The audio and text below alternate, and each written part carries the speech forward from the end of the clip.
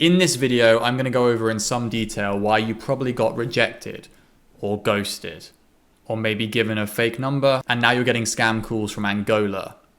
That's very specific, I know. And it's going to be with the help of some wisdom from Good Looking Loser, one of the pioneers of the men's self-improvement space that we are all part of here, someone that Andy and I greatly look up to, and it's something that Andy has done on this channel before and I'm completely stealing his idea. I'm Cam. I'm Andy's co-coach in the program. As I said, Andy's done these sort of things before with the Chris's articles, kind of walking through some of our favorite concepts. And it's my turn now. This is probably my favorite lesson from Chris. At least one of the two favorite things I've ever read from his that he wrote. My favorite thing he ever wrote was actually a line which is, she's probably had sex with someone uglier than you, but I might dedicate a whole video to that in the future. Today, we are instead focusing on hardcore lesson in sexual availability. This is one of Chris's articles where he goes over his concept of sexual availability, which more or less describes situations where you didn't get with a girl that you wanted to get with, but not because of anything to do with you. There were things to do with her logistical or emotional or even social reasons why she didn't want to go home with you or go on a date with you. And these can be wide ranging. And Chris gives a couple of examples I think are quite interesting to look at. You go, number one, if the girl is a designated driver and has work in the morning at 6:45 a.m., you aren't taking her home and neither is anyone else, regardless of how good looking you are or how sick your game is. Number two, a bit more funny, is if you hit on Kate Middleton, the Duchess of Cambridge, and she isn't interested, it's because she's fucking married to Prince William and in the royal family. It's got nothing to do with your lack of game. Not every woman is available and can be seduced, essentially, is his point here. And you can come up with more extreme examples. In a lot of these interactions you're going to have when it comes to plugging the numbers game, especially with cold approach, where you can't, like online dating's different because you can assume that most of the girls on there are single, but with cold approach, a lot of your interactions are going to be predetermined by things that are outside of your control. And we'll get into what you do about this later, but it's a reality that we all have to contend with when we go into talking to girls. If you're going to go hit a bar up and meet girls in a bar, this is a reality you have to contend with and make peace with it, especially with your ego. Because it's definitely coming from ego if you think you can just get any girl because your game is sick or you're that good looking. The story that Chris goes into with this article, and it's why I picked this article in particular talking about this, is with a girl that he actually did hook up with several times, but the on and off again nature of how she was in his life and then not in his life, and she actually rejects him at the beginning. I don't know if Andy can link the article because it's not to Chris's website, it's to a website called Red Pill Archive that's kept all of Chris's articles. And the interesting thing about this girl is she rejects him the first time he approaches her, and then 3 weeks later she comes up to him and is like, do you remember me? And he doesn't, and then they end up getting it off, and then he tries to meet her up again and she's not available, and he goes through this cycle of her being sexually available, being in a position where she wants to hook up with a guy, in this case the author, and then cycles where she just isn't interested, and that includes the first time they ever met. So he's talking about how even with a one-off girl and a girl that you've been seeing, it's going to be super down to her availability and her interest in having sex, or the practicality of her being able to have sex, that's going to determine, how available she is. And that is really important to remember when it comes to dating generally, and not just an approach, but also just dating women generally. Now, you may be like, well, no shit. This isn't, when you think about it, it's like, this is an obvious reality of dating women. And I would say, yeah, no shit. But when guys start, beating themselves up, or when they start overanalyzing things on dating forums specifically, or worse, Reddit, they ignore these facts. You see this a lot. And Andy and I are especially empathetic to guys who are beating themselves up, being super critical, being super unnecessarily harsh on themselves. And part of that process sometimes, especially when we're coaching guys in the group or one-on-one, is dunking their head in cold water and showing them reality, which is, the reality is this girl was sexually unavailable. It wasn't necessarily anything you said. It wasn't any of the insecurities that you're pointing to and blaming. That's a big one. It was most likely that this girl was sexually unavailable. And that's why this didn't work out, and that's why this didn't happen. I think what's even worse is when you get someone overanalyzing this stuff, and they may have indicated reasons why she was unavailable, and other guys will just ignore it, and they'll jump straight in and, you know, double down on the overanalysis, and they'll double down on the critique. And it's like, it's very unhelpful. Like, there should always be a certain amount of credence given to the idea that you just had no way of, like, you know, you had no way of securing that girl. You had no way of getting a date. You had no way of getting laid. You had no way of retaining that girl. These availability issues are so prevalent. My suspicion is that guys struggle to wrap their heads around this sometimes, because a lot of us would, like, you know, especially when we were like younger, when I was younger, less experienced, and very, very, let's just say, desperate for sex, I would have dropped a lot of shit in my life and not given a fuck about how tired I was and not given a fuck about what my mood was to go and have sex with a girl that I found attractive. And guys put themselves in this headspace of not understanding women and not understanding, you know, their emotional availability, whether or not they're on their period is a big one, whether or not they feel like great about themselves, depending on which part of the cycle they're in, whether or not they have just gotten out of a relationship, maybe their ex texted them like 2 hours before you were meant to meet up, and that's why she flaked on you. There's a whole barrage of reasons that have nothing to do with you. There's a lot of stuff that's out of your control.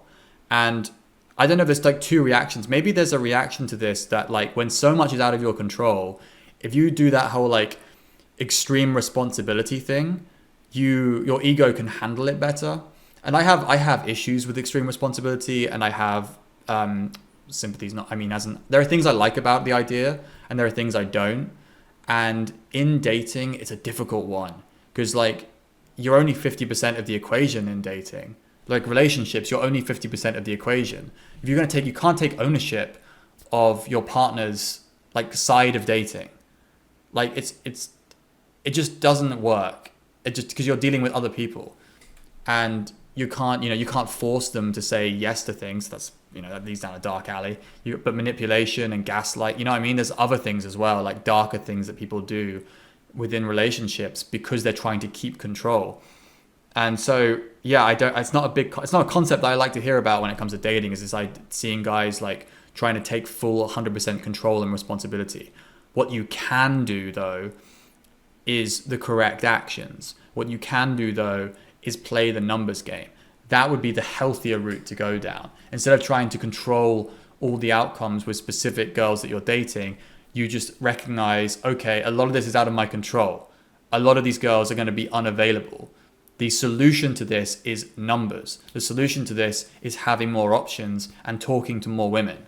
And Chris also says the other thing is screening, because if you have both an approach of the numbers game where you talk to a lot of girls and you also screen for the sexually available girls, you end up wasting a lot less time on the sexually unavailable girls. So you become efficient and you talk to a lot of women. Those two things together mean that you get a lot more bang for your buck, literally, which I think is the best way of going about it. You're not trying to control girls with like game and manipulation. You're trying to game the system and the reality of dating by plugging in the correct actions at a decent volume to get results. That's the approach that we like, rather than, trying to sleep with every girl, even if she's been married for 10 years and you're okay for her to cheat. I don't understand. Sometimes I don't understand the mindsets of people, or I just don't really want to be involved or coach people who have those mindsets. So yeah, and I think Andy feels the same way. Like he wouldn't really, we don't want to preach ethics, but we also choose who we get involved with and choose who we help and choose who we give advice to. And certain mindsets in dating, I just don't have any sympathy or willingness to work with. So you have to move forward with correct actions and you win eventually. Control the controllable things and ignore as best you can what you can't control. And we are sympathetic, and that sympathetic is the wrong word. We're empathetic to guys who are struggling with, sometimes you'd gotten really excited about a girl.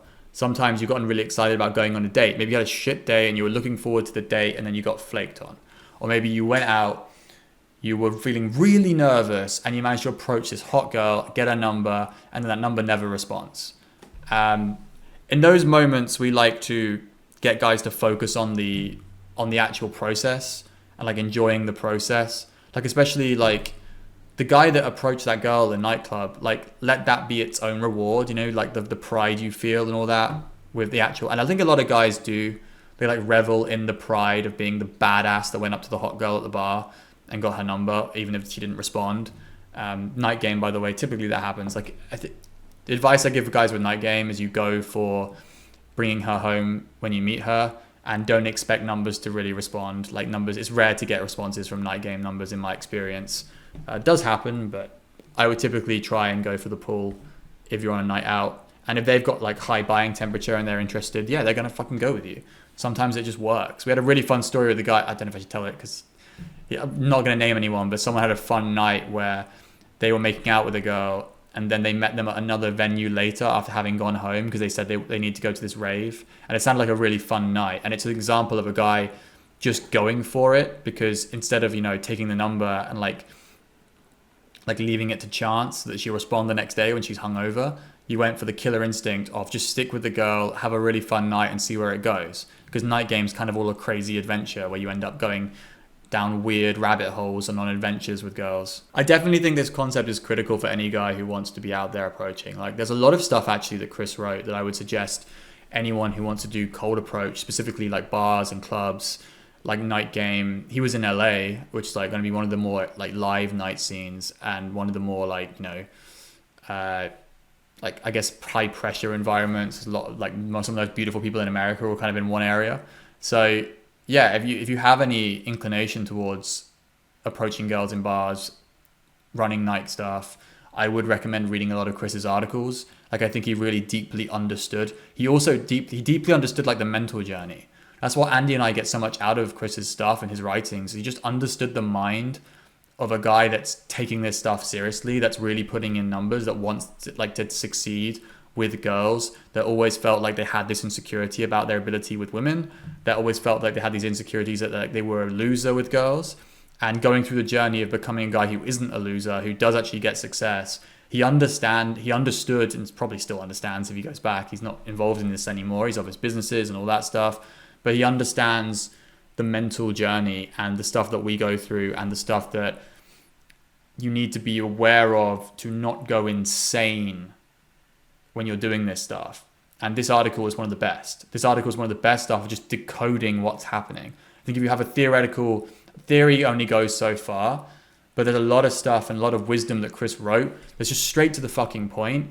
And like, all you need to know, like, you can get everything you need to know from this article in the first like 5 lines of it, where he just writes out exactly what sexual availability is. And you can read the story if you want to see it in action, or you can go out and experience it for yourself. And I promise you, reality is going to like give you these licks. It's going to give you the experiences so you understand this shit in your bones.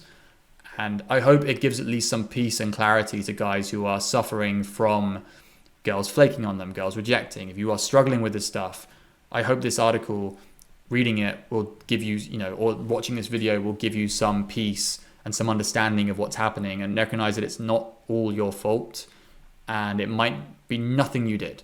It might just be completely that this girl that you spoke to, that you texted, was just happened to be sexually unavailable, and the window of opportunity just wasn't there like you thought it was. And it wasn't anything you did. It wasn't anything about your face. It's just she was sexually unavailable for whatever reason. And we don't even have to worry about what it is. We just move on, realize that was what it is. Hit her up again in the future if you want. Or what I would suggest, numbers game, you go and talk to more girls. That's usually the solution. If you are inexperienced with this stuff and you want a bit of help, I would recommend getting our How to Get Laid in 6 Weeks, even if you're inexperienced or a virgin. There's a book link probably down below. Andy and I also offer coaching. If you're interested, there's details down below as well. Peace out till next time.